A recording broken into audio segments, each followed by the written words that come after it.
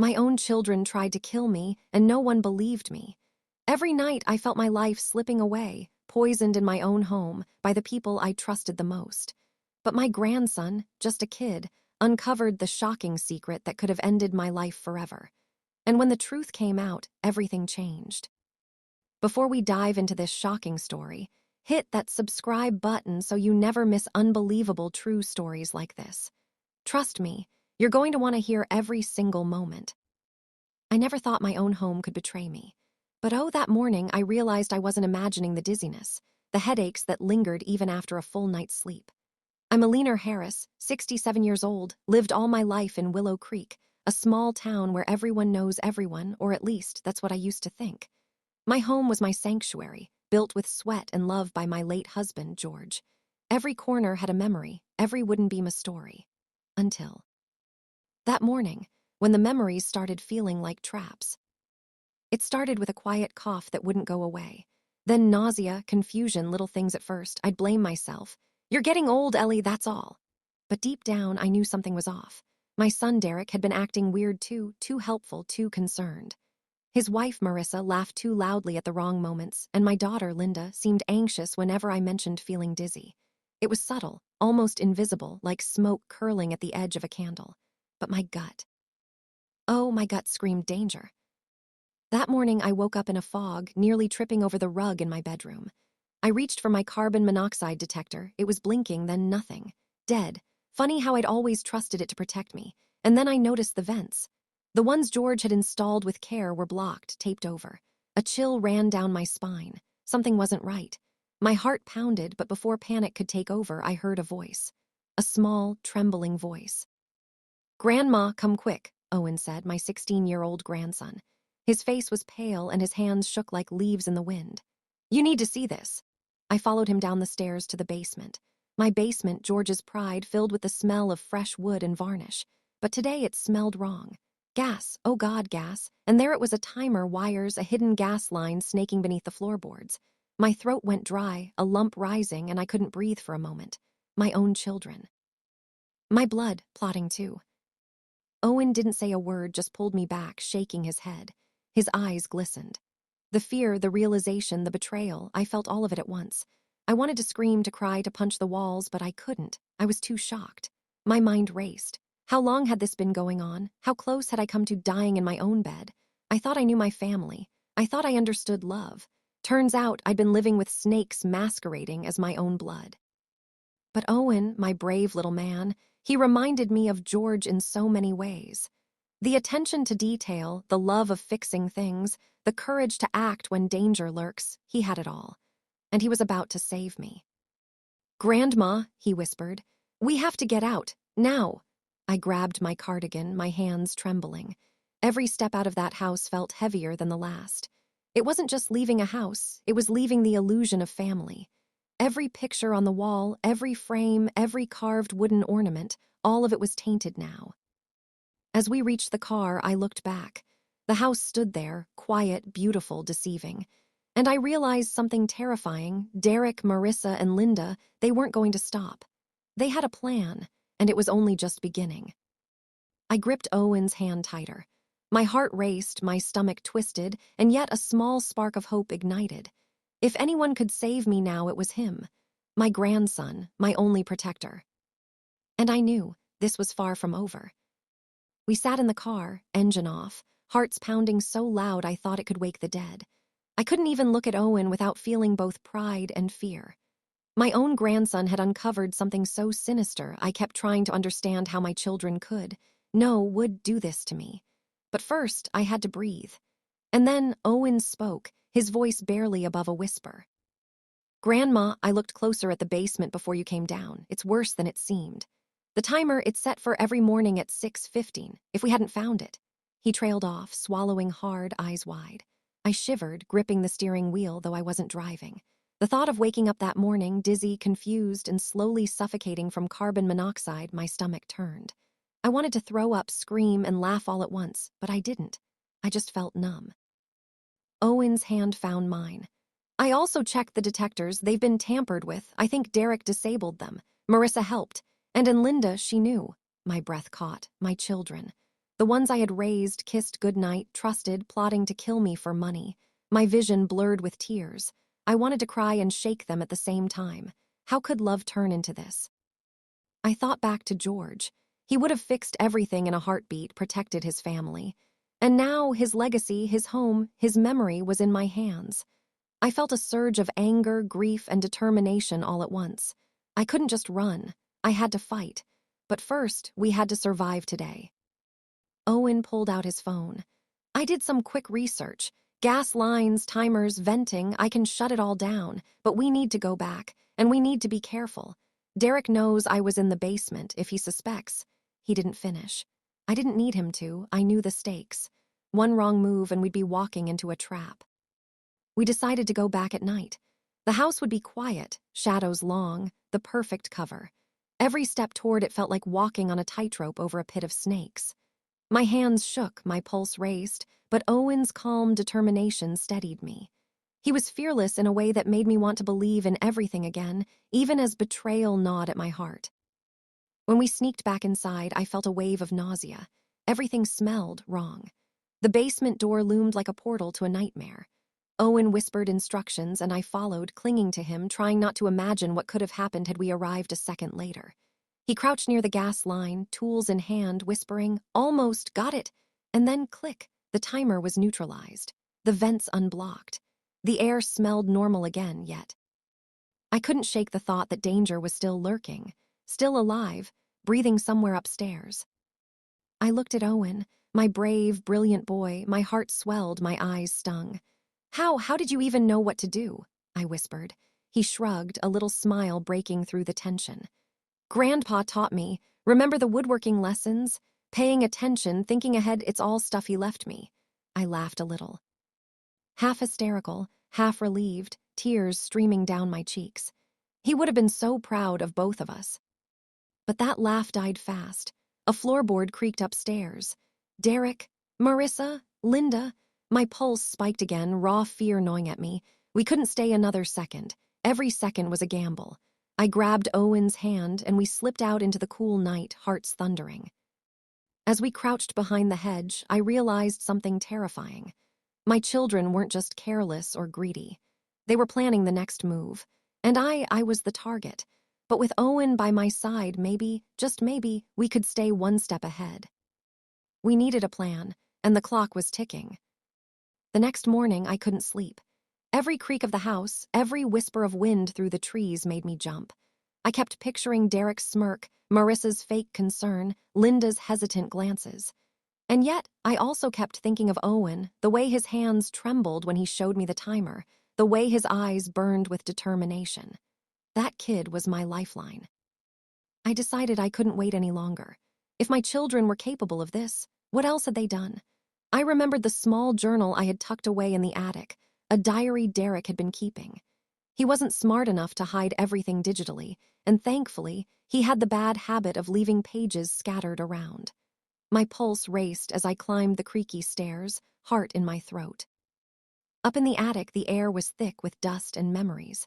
Boxes of old photos, George's tools, Christmas ornaments, each item a fragment of a life that now felt so fragile. And there it was, a notebook barely hidden under a pile of old blueprints. I flipped it open. My stomach dropped. Every line was a confession.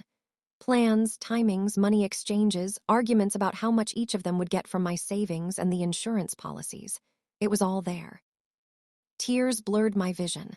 I wanted to laugh in disbelief and scream in rage at the same time. How could my children write this down? Did they think it would never be found? And there it was, the worst part, Owen's name. They had known he'd notice something, that he might interfere. They'd planned ways to manipulate him, to silence him. Oh God, Owen.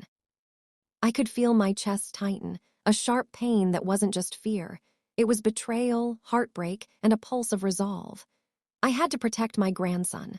I couldn't let my family's greed and darkness destroy him, too. I grabbed the notebook and ran to Owen, who was outside by the old oak tree, trying to act casual, though I could see the worry in his eyes. I handed it to him. "Look, it's all here." His hands shook as he flipped through the pages, and I could see the wheels turning in his brilliant young mind. "Grandma, it's worse than I thought." I nodded, swallowing hard. We need proof. We can't just accuse them without this. They're dangerous. My voice wavered, tears slipping down, but determination rang loud. We need to think smart, not just run scared. Owen's face hardened. I've been thinking, if we go public or involve the cops too soon, they might hurt you or me. But if we plan, we can catch them in the act, make them admit everything. No more guessing, no more threats. I swallowed again, a sigh of relief mingling with fear. You're right, Owen, but it terrifies me. We spent the day mapping out what we knew. The tampered detectors, the gas line, the timer, the diary, and each suspicious conversation we'd overheard. Every detail fit like pieces of a puzzle we were desperate to finish before it was too late. And yet, even as the sun set, a shiver ran through me. My children weren't just plotting, they were cunning, and they knew my every move. Later, as Owen left to check the perimeter of the house, I lingered by the window. I thought about George, about the home he built with his own hands, the legacy of love, integrity, and care. And I realized something terrifyingly hopeful. We were the keepers of that legacy now. And no one, not even blood, could destroy it if we stayed one step ahead. And I knew the hardest part was coming. Confrontation, exposure, reckoning. The night was dark, the stakes higher than ever, and my heart refused to calm. Night had fallen over Willow Creek, and the house looked deceptively peaceful, like nothing had ever happened. But I knew better. Every shadow seemed alive, every floorboard a possible trap. I clutched my cardigan tight around me, Owen by my side, and a cold shiver ran down my spine. My own children had turned our home into a death trap, and we were still inside it. Owen whispered, "Grandma, I need to check the vents one more time. I think there might be another line we didn't see in the basement." My stomach nodded. Another one. Just when I thought we were safe, the nightmare wasn't over.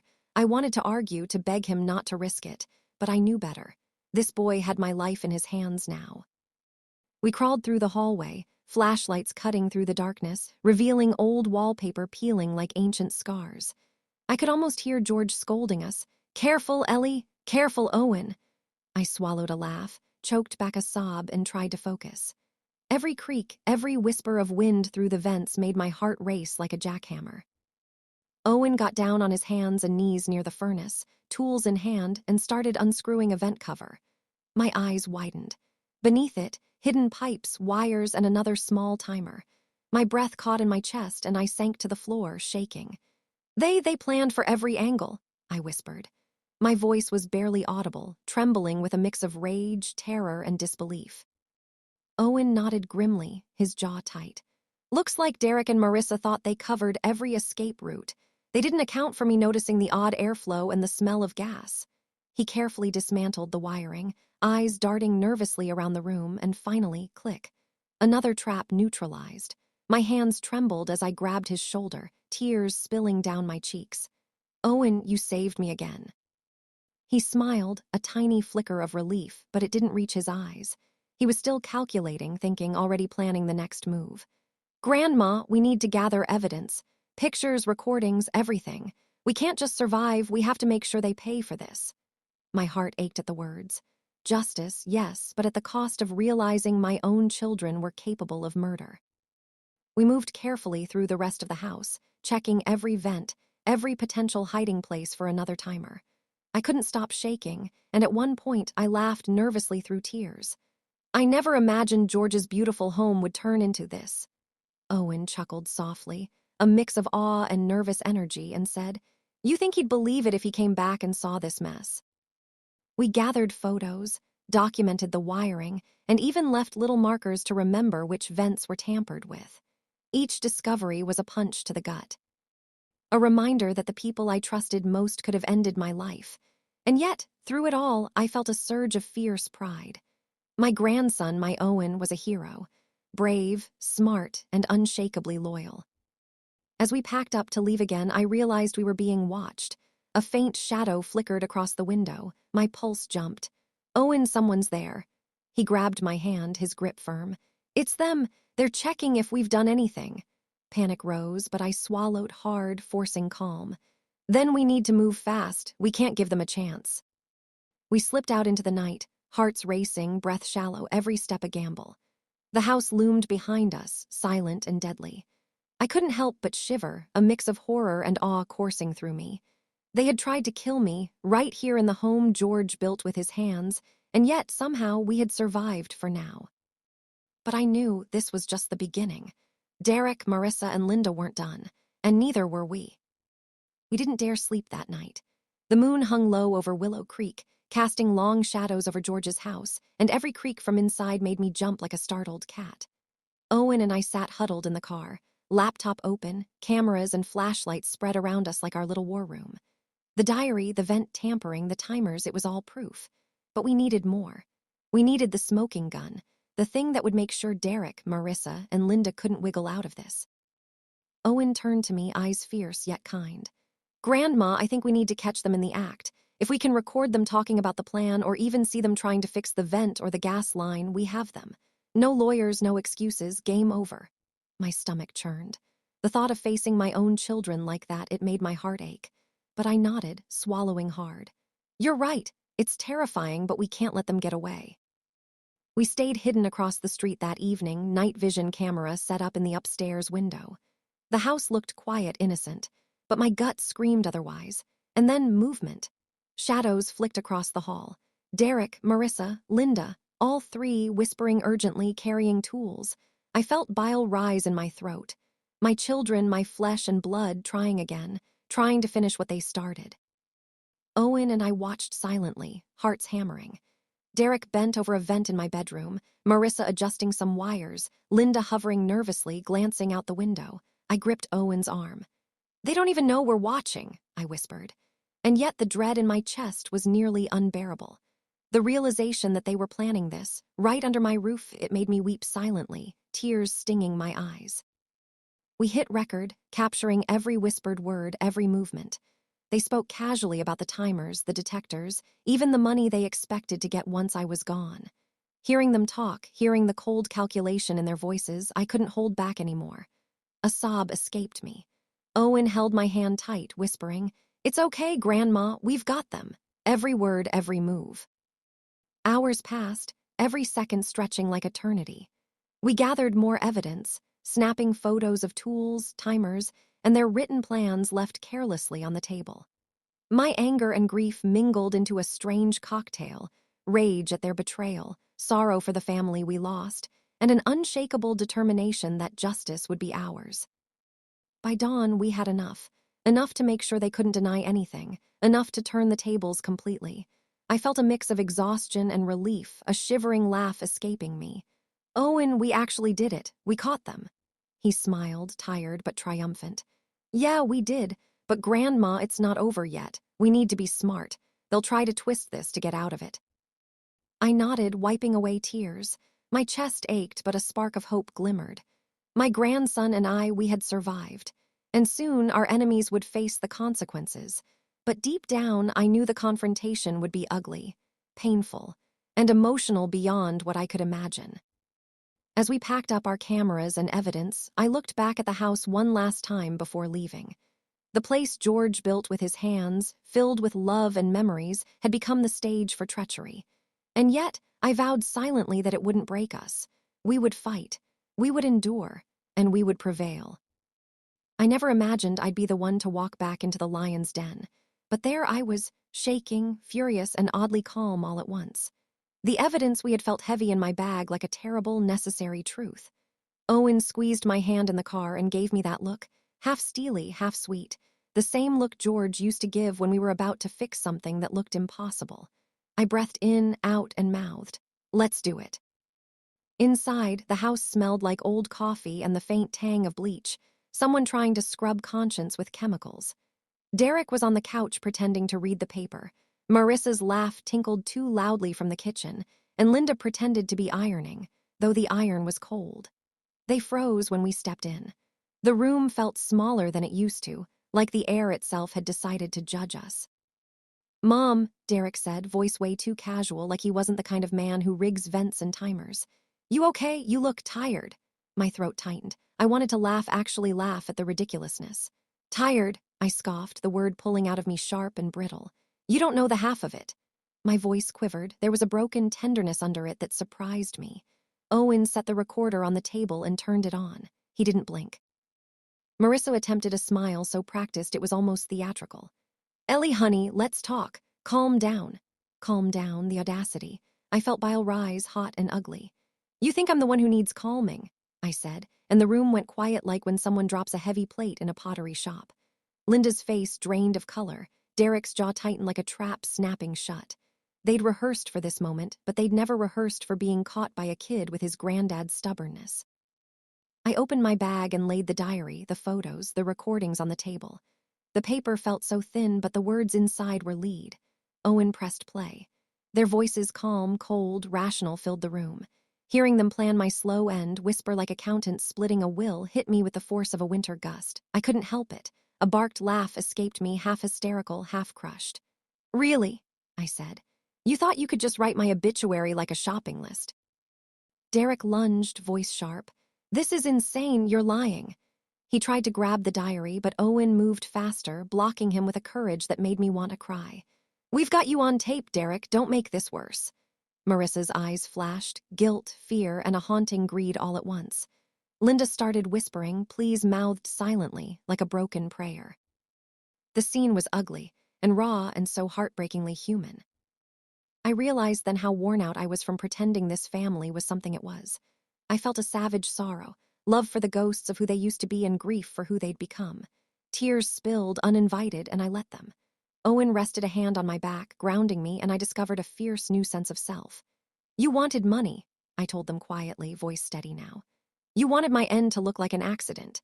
You forgot one thing: I still breathe, and I have people who love me." The cops were called by us because we weren't letting this rot slide, and when the lights flashed outside, their faces crumpled like tissue. There was no dramatic last-minute plea that could fix the 1,000 small betrayals. There was only the slow, heavy process of truth dragging itself into daylight. As they were led away, I stood by the doorway and let the house exhale. The hollow ache didn't disappear, but something else crept in, relief, brittle and bright. Owen slid an arm through mine. "We did right, Grandma," he whispered. I nodded, eyes stinging, an exhausted laugh bubbling up. We had justice, at least for now. But the wreckage wasn't only legal. The family we once were was shattered, and rebuilding would take more than charges and court dates. It would take time, therapy, and a ridiculous amount of courage. The next day, the air in Willow Creek felt heavier, like the world itself was holding its breath. I hadn't slept, my heart still racing from the night before. Owen and I sat in the living room of my sister's house, safe, for now, but the knowledge of what my own children had done weighed on me like a stone. Every memory of Derek and Linda and Marissa, their smiles, their fake concern, their betrayal, it made me shiver, ache, and cry all at once. Owen leaned over the evidence spread across the coffee table. "Grandma, we have everything. Their voices, their plans, the timers, the gas lines. They can't deny it." I nodded, trying to swallow the lump in my throat, but my hands shook. Seeing them in the basement, in the attic, plotting my death, it was something no mother should ever have to witness. I felt anger, heartbreak, and disbelief in the same wave, all crashing together. And then the phone rang. I froze. It was Derek, his voice smooth and calm, chilling me to the bone. "Ellie, we need to talk now." My stomach flipped. They knew. They had sensed something. My hands shook, tears threatening, but Owen gripped my hand tight. "Don't worry, Grandma, we're ready." We agreed to meet at a small hotel on the edge of town. Neutral ground, public enough to prevent worst-case scenarios. But as we arrived, my heart pounded like a drum in my chest. Derek was already there, leaning against the wall, smirk plastered across his face. Marissa and Linda followed, faces tight with nerves, but their eyes gleamed with the cold calculation I knew too well. The confrontation began almost immediately. Derek's words were slick, trying to gaslight me, twist the narrative. "Ellie, you're overreacting. Owen's imagination, all of this is nonsense." My hands shook, fury rising. "Overreacting?" I snapped, voice breaking. "You tried to kill me, my own children, my blood." The words felt like acid, and I watched the smirk fade from Derek's face, replaced with a twitch of unease. Owen stepped forward, holding the camera footage and photos like a shield. "Grandma isn't imagining anything. We have proof. Every word, every move. You planned this, and we caught it." I could see panic flicker across Marissa's face. Linda's hands trembled as she fidgeted with her necklace, eyes darting. Derek's jaw tightened, but he kept his voice steady, trying to mask fear with bravado. And then it happened. Derek lunged, trying to grab the evidence, and Owen moved faster than I thought possible, pulling me behind him. Chaos erupted. Chairs toppled, voices shouted, and my heart hammered so loud I thought it would burst. But then, a pause. The hotel manager appeared, eyes wide, calling 911, and in that moment the controls shifted. I felt a wave of relief, tears streaming down my face. My children, my own children, were finally exposed. But the emotional scars, oh, they were deep. Rage, sorrow, and disbelief mingled inside me. And yet there was Owen, standing tall, unwavering, the beacon of hope that had carried us through every terrifying moment. As the police arrived, cuffing Derek, Marissa, and Linda, I realized something profound. Even though my children had tried to destroy me, even though betrayal had cut deeper than any knife, I had survived. And with Owen, we had reclaimed not just my life, but the legacy of George, the integrity, care, and love he had instilled in us. I slumped into Owen's arms, weeping silently. "We made it," I whispered. He hugged me tight. "We did, Grandma, we did, and we'll make sure nothing like this ever happens again." But even as the adrenaline faded, I knew the journey wasn't over. Healing, rebuilding, facing the emotional aftermath, that was just beginning. And I realized something powerful. Survival isn't just about escaping danger. It's about reclaiming trust, restoring hope, and honoring the legacy of those who came before us. The courtroom was cold, the air thick with tension and whispered conversations. I had never imagined walking into a room and seeing my own children on the other side, not in anger, not in disappointment, but in chains of their own making. Derek, Marissa, and Linda sat there, faces pale, guilt written in every line. I could feel my chest tighten, a mix of sorrow, rage, and disbelief pressing down like a ton of bricks. Owen squeezed my hand, grounding me. His presence was the only thing keeping me steady. I took a deep breath and remembered George, the way he taught me to stand tall, face challenges head-on, and protect what mattered most. Today, I would honor him by doing exactly that. The prosecutor laid out everything: the tampered vents, the disabled detectors, the hidden gas lines, the timers, and the meticulous recordings Owen had made. Every detail was there, a damning portrait of betrayal. I felt a wave of relief wash over me, but it mingled with grief. My children had planned to end my life, and it was only through Owen's courage and intellect that I was alive. The realization made tears well up, a mixture of heartbreak and profound gratitude. Derek tried to speak, to justify, to twist the narrative, but the evidence was airtight. I watched as Marissa's eyes filled with tears and Linda's hands fidgeted nervously. They weren't just criminals, they were my flesh and blood. The emotional weight of that hit me like a tidal wave, and I had to bite my lip to stop myself from crying out loud. When the judge spoke, declaring that the three would face charges for conspiracy and attempted murder, I felt a strange mix of vindication and sorrow. Justice was served, yes, but the emotional scars would remain. I thought of the moments I had doubted my own perceptions, the mornings I had felt dizzy, the nights I had feared for my life. And now, the truth was out. Owen stood beside me, pride and determination shining in his eyes. I leaned into him, whispering, "You saved my life, Owen, you really did." He smiled faintly, shrugging. "We saved it together, Grandma, and we're going to make sure this house, this legacy, stays safe." I nodded, tears slipping down my cheeks. The weight of what we had survived was immense, but somehow it felt like hope was seeping back into the cracks. After court, we returned to the house one last time. Empty, quiet, filled with memories and ghosts of what had almost been. Owen and I walked through each room, touching the furniture George had made, the walls he had built with care. I felt a pang of sorrow, realizing that while the home had been violated, our family's essence, what George had instilled in us, couldn't be destroyed. We decided to sell the house, restoring it to its original beauty before passing it to new owners who would cherish it. Walking through the rooms, I felt a strange sense of closure. This wasn't just a house. It was a symbol of survival, integrity, and love, values that Derek and his accomplices had tried to destroy, but that Owen and I had protected. That night, as Owen and I sat on the porch watching the stars, I felt a profound gratitude. We had survived betrayal, fear, and danger. We had reclaimed our lives. And through it all, I realized something essential. Even when trust is shattered, love and courage can rebuild it stronger than before. But deep down, I knew healing wasn't instant. The road ahead would be filled with therapy sessions, long talks, and nights haunted by memories. And yet, with Owen by my side, I felt ready to face it all. The first few weeks after the courtroom felt surreal. The world kept moving, people chatting, traffic humming, but I felt suspended in a bubble of grief, fear, and slowly blooming relief. Every sound, every shadow reminded me of what could have happened if Owen hadn't acted so fast. I would never forget the look in his eyes the night he found the timer, the basement, the gas lines, that mixture of fear and courage that made me realize he had my life in his hands. We moved into a small apartment downtown, temporary but safe. No fancy furniture, just the bare necessities, our survival kit. And yet, even in this simplicity, I felt a strange warmth. I could breathe, think, and start untangling the mess of emotions that had bound me for so long. Owen's presence was constant. He cooked, cleaned, and checked on me with a level of care that left me speechless. I would catch him staring out the window, thinking. Probably planning the next step to secure our safety and the house. Therapy became our lifeline. We shared our fears, our grief, and our disbelief.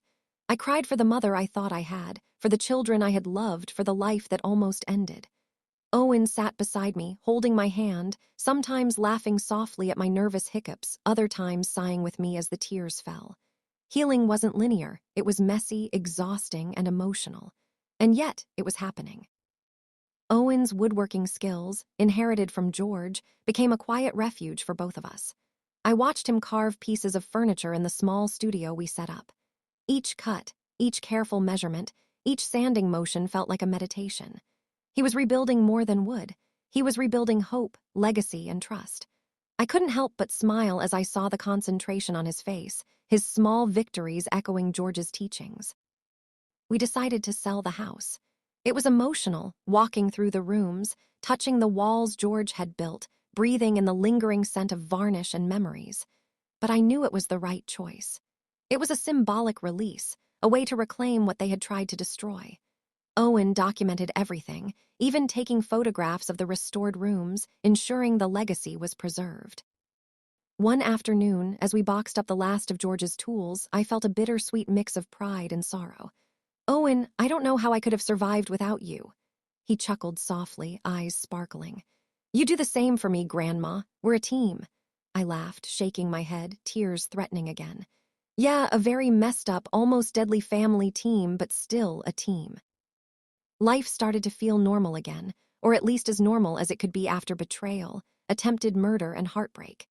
We found small joys, sunsets over the river, quiet breakfasts, shared jokes, and laughter that bubbled up unexpectedly.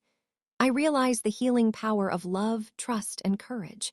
And even though scars remained, they reminded us of survival, resilience, and hope. And then came a day that gave me chills. Owen showed me a letter he found from George, tucked away in an old drawer.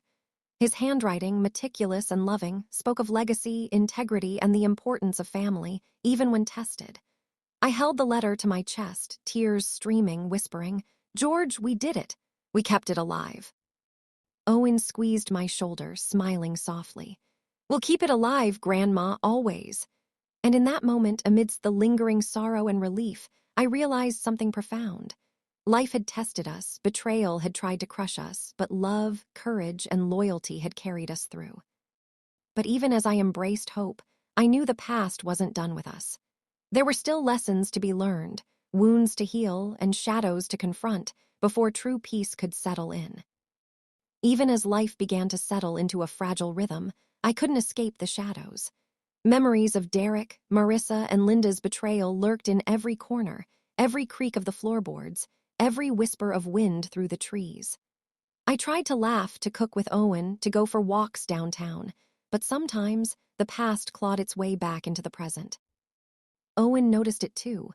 He would catch me staring into the distance, jaw tight, hands trembling ever so slightly. "Grandma, you okay?" he asked gently, his voice soft but firm. I forced a smile, brushing a tear away. I'm fine, Owen, just thinking. And I was thinking about trust, about family, about how fragile life could be, about how close I had come to not surviving. Then came the phone calls. At first, just one, a wrong number, I thought, but then another with Derek's voice barely disguised. Threats, warnings, subtle taunts, a reminder that even though they were in custody, the psychological games weren't over. My chest tightened, heart racing as fear and anger collided. I felt like a puppet whose strings were still being pulled, even behind the walls of safety. Owen refused to let me dwell in fear. We can't let them control us, Grandma. We have the power now. We survived. We documented everything. We can fight back, legally, emotionally, anything. His voice was fierce, protective, grounding. I nodded, swallowing the lump in my throat. I knew he was right, but fear lingered like a shadow I couldn't shake. One evening, while going through some old photos for the upcoming sale of the house, I stumbled on a letter from Linda. Her handwriting, messy, almost desperate, confessed more than what was revealed in court: apologies, half-truths, and hints of guilt that she could no longer suppress. I felt my stomach twist. The betrayal was still raw, yet this tiny confession sparked a strange cocktail of emotions. Sorrow, relief, and the tiniest glimmer of hope that maybe, just maybe, some part of them regretted what they had done. Owen leaned over my shoulder, reading silently. "This changes nothing legally," he murmured, "but emotionally, maybe it's a start." I sighed, leaning back in my chair. "Start! It feels more like a wound reopening." He laughed softly, shaking his head. "Yeah, but sometimes wounds need to reopen to truly heal." That night I lay awake, thinking of George, of the life we had built, of betrayal and survival. I thought of Owen, brave beyond his years, carrying forward a legacy I had feared was lost forever. And then it hit me. The shadows would never fully disappear. But we could navigate them, learn from them, and emerge stronger. And deep down, I knew the next step had to come soon. Confronting the lingering pain, securing our safety, and ensuring that the legacy George built wouldn't be tainted again. Because the shadows of the past were patient. And they weren't finished yet. The days following the court verdict felt heavy. Relief, yes, but the shadows of the past lingered, whispering doubts and fears I couldn't shake. And then, out of nowhere, a knock at the door. I froze. Visitors were rare, and at this hour, my pulse shot through the roof. Owen nudged me gently. "I got this, Grandma." His voice calm, steady, but I could feel the tension radiating off him. I nodded, swallowing hard as he opened the door. And there she stood, an older woman, sharp-eyed, carrying herself like someone who'd seen the worst and survived. Her name was Marcy, a private investigator. She had worked on cases connected to Derek and his crew before, and her reputation for uncovering secrets was legendary. "I heard about your situation," Marcy said softly, but with a steel edge that made me straighten up immediately. "You've survived their plan, but they're not done. They left loose ends." My chest tightened. Loose ends? I had thought the nightmare was over. I wanted to laugh nervously, shake my head, but Owen stepped forward. "We were hopping someone like you could help. We need guidance, protection, strategy." Marcy's eyes flicked over the evidence we had already collected. The diary, photographs, recordings, and her lips pressed into a thin line. "This is solid, but not enough to stop them if they try something clever. I can help you secure your life, your assets, and expose every last scheme they tried to hide." My heart raced. Relief, fear, and hope all collided in a dizzying wave. We sat together that evening, poring over every detail. Marcy pointed out things Owen and I hadn't considered: financial loopholes, potential threats from accomplices we didn't know about, even online traces left behind that could be leveraged. Owen's jaw tightened as he listened, nodding. "Grandma, this is what we needed. Someone who sees the bigger picture." I felt tears sting my eyes. Someone was finally on our side who wasn't family. And after everything, maybe that was exactly what we needed. Marcy wasn't just a guide. She was a shield, a strategist, a voice of reason that could help us finally close this dark chapter. But even as hope surged, a cold knot formed in my stomach. Derek, Marissa, and Linda had allies we hadn't even considered. And the knowledge that they were still out there, scheming in the shadows, made the stakes feel higher than ever. I realized that surviving their direct attacks was only the beginning. The real challenge was staying alive and vigilant in a world where betrayal had once come from blood. Owen squeezed my hand. "Grandma, we've survived everything else. We can do this too. With Marcy, we finally have a chance to finish this for good." I nodded, feeling both terror and determination. Somehow, with this new ally, I felt a spark of control returning. The next steps would be dangerous, emotional, and exhausting, but we couldn't stop now. Not when the truth was finally within reach. And deep down, I knew the storm wasn't over yet. But with Owen, Marcy, and my own courage, maybe, just maybe, we could finally turn the tide. The morning was quiet, almost eerily so. Willow Creek seemed normal, the sun spilling gold over the streets, birds chirping like nothing had ever happened. But inside, Owen, Marcy, and I were anything but calm. Today was the day we would take the fight directly to Derek, Marissa, and Linda, the culmination of months of fear, planning, and heartbreak. We set up hidden cameras, recording devices, and even a few decoys around the old house, our final safe zone for catching them in the act. My hands shook as I held the camera, a mix of adrenaline, fear, and fierce determination. I glanced at Owen, who gave me a confident nod, and I felt a spark of hope ignite. This was it. The first sign of movement came at dusk. Shadows slinked along the edges of the house, familiar figures I never thought I'd see again. Derek, Marissa, and Linda sneaking in like predators, unaware that this time the prey were ready. My chest tightened and I held my breath. My heart raced, every nerve screaming that this moment could be dangerous. Owen whispered, "Now." And with that, Marcy activated the trap we had prepared, a combination of alarms, lights, and camera coverage that would expose every corner of their plot. Derek froze as a spotlight hit him, Marissa let out a gasp, and Linda stumbled back in shock. They were caught completely off guard, panic and disbelief etched on their faces. "Ellie," Owen murmured, his voice low but steady. "They didn't see this coming." I nodded, tears stinging my eyes, feeling a mixture of triumph and relief. The weight of months of fear and anxiety lifted, replaced by the strange, almost surreal thrill of victory. My children, my own children, were exposed, powerless, and finally accountable. As the police arrived, summoned quietly by Marcy earlier, Derek tried to argue, Marissa pleaded, and Linda sobbed. But it was too late. The evidence, our planning, every trap, every recorded word, it was all there. The truth couldn't be twisted or denied. And for the first time in months, I felt the raw, unshakable relief of safety. But amid the triumph, a wave of emotion hit me like a tidal wave. I wept quietly, shaking with a mix of grief and victory. My children had tried to kill me. Betrayal had pierced me deeply.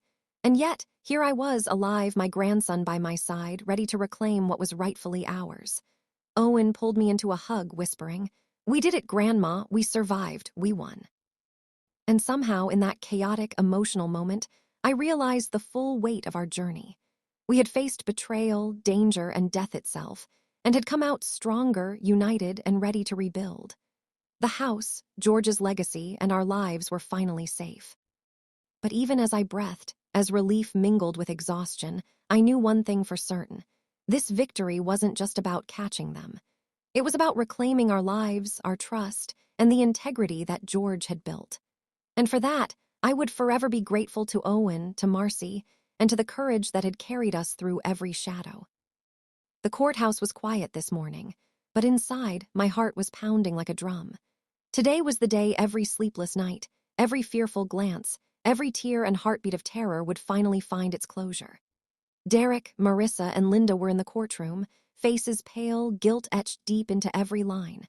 I felt a strange mix of relief and sorrow as I walked in with Owen beside me, my constant, my hero, my anchor. The judge read the verdict slowly, deliberately. Conspiracy, attempted murder, tampering with safety equipment. The words echoed in my mind, each one a final nail sealing the chapter of betrayal. Tears streamed down my face. Relief mingled with heartbreak as I realized the truth. My children had tried to destroy me, but justice had finally caught up to them. Owen squeezed my hand gently. "We did it, Grandma. We finally did it." I looked at him, pride and gratitude bubbling over. That boy had saved my life, uncovered the plot, and now stood with me as a symbol of hope, courage, and the family we could still rebuild. "We did it together," I whispered, tears still blurring my vision. After the legal proceedings, we returned to George's house one last time. Empty. Quiet, yet filled with memories and love. Owen and I walked through each room, touching the furniture he had built, breathing in the lingering scent of varnish and care. This house had seen betrayal, danger, and heartbreak, but it was still ours in spirit. We decided to sell the house, restoring it to its original beauty before passing it to new owners who would cherish it. Each room, each wall, every corner reminded me of the integrity and love George had instilled in us. Standing there, I realized that a home is more than wood and nails. It's trust, legacy, and memories that survive even the darkest storms. Life slowly returned to normal, or as close to normal as it could be. Owen dove into woodworking, starting small projects that turned into bigger opportunities. I found joy in simple moments, sunsets, quiet mornings, laughter that felt real again. The past would never fully disappear, but it no longer controlled us. The betrayal, the danger, the fear, all of it had forged us stronger. One afternoon, Owen found another letter from George, tucked in an old drawer. His handwriting, full of wisdom and love, spoke of integrity, courage, and family. I held it close, tears streaming again, whispering, "George, we did it. We kept it alive." Owen nodded, smiling faintly. "We'll keep it alive, Grandma, always." And in that moment, I felt it, the full weight of survival, justice, and hope. We had faced betrayal, almost death, and the darkest corners of family greed. And yet, we had emerged stronger, united, and ready to live. The legacy George had built wasn't just preserved in walls and wood. It lived in Owen, in me, and in the courage we discovered within ourselves. As the sun set over Willow Creek, I realized something profound.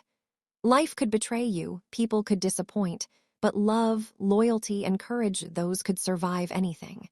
And together, we would honor the past, embrace the present, and build a future that no darkness could ever touch. Finally, with Owen by my side, I whispered to the fading sunlight, "We are safe, we are strong, and we deserve every moment of this life." The shadows were gone, the storm had passed, and at last, the legacy was truly reclaimed. If you were sitting there watching this unfold, how would you feel if it happened in your own family? I want to know your thoughts. Drop a comment below and tell me honestly how you felt when you heard what they did. And if you want to see more unbelievable stories like this, make sure to hit that subscribe button and join our community. It means the world to me.